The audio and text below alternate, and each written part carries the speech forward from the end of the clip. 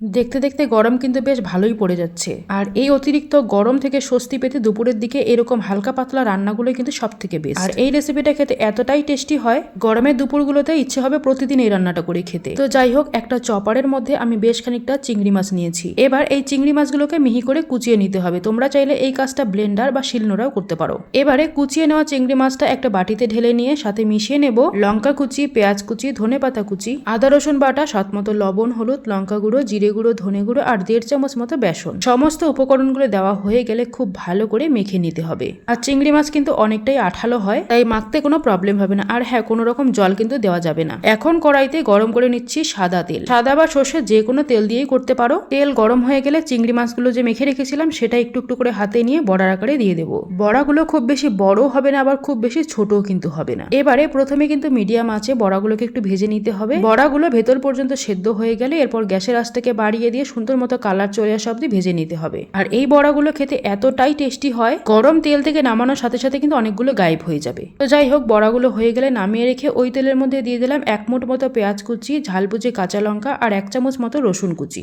এবারে পেঁয়াজটাকে একটু লাল করে ভেজে নিতে হবে। এরপর এখানে দিয়ে দেবো পরিমাণ মতো হলুদ আর লঙ্কা গুঁড়ো। হলুদ আর লঙ্কা গুঁড়ো তেলে এরকম করে একটু ভেজে নিলে কিন্তু কালারটা খুব সুন্দর আসে। এরপর অল্প জল দিয়ে মশলাটাকে খুব ভালো করে কষিয়ে নিতে হবে। আর মশলাটা কষানো হয়ে গেলে এরপর দিয়ে দেবো লম্বা আর পাতলা করে কেটে নেওয়া একটা আলু দেওয়ার পরে মশলার সঙ্গে কিছুক্ষণ কষিয়ে নিতে হবে। ওই ধরো 2 মিনিট সময় নিয়ে কষিয়ে নিলেই হয়ে যাবে। এরপর এখানে দিয়ে দেবো স্বাদ মতো লবণ আর দিয়ে দেবো লাউ শাক। লাউ শাকের ডাটাগুলো আমি একদম ছোট ছোট করে দিয়েছি, তাহলে দেখতেও ভালো লাগবে আর রান্না করতেও সুবিধে হবে। লাউ শাক দেওয়ার পরে সবকিছুকে একটু উল্টে পাল্টে মিশিয়ে নিতে হবে। এরপর ঢাকনা দিয়ে ঢেকে 4-5 মিনিট মতো রান্না করে নেব। তাতে করে লাউ শাকটা খুব তাড়াতাড়ি নরম হয়ে যাবে আর আলুও সেদ্ধ হয়ে যাবে। আর লাউ শাকের ডাটাগুলো কিন্তু প্রায় অনেকটাই সেদ্ধ হয়ে যাবে। লাউ শাকের ডাটাগুলো যেন খুব তাড়াতাড়ি সেদ্ধ হয়ে যায়, সেই জন্য আমি কিন্তু একদম কচি দিকে ডাটাগুলো নিয়েছি। 4-5 মিনিট মতো ঢেকে রান্না করলে কিন্তু অনেকটা পরিমাণ জল বের হবে। ওই জলে সবজিগুলো অনেকটা সেদ্ধ হয়ে যাবে। তবে খুব বেশিক্ষণ ঢেকে রান্না করলে আবার শাকগুলোর কালারটা নষ্ট হয়ে যাবে। তো এরপরে কিন্তু আমি অনেকক্ষণ কষিয়ে নিয়েছি। একদম জলটা যখন শুকিয়ে এসেছে এরপর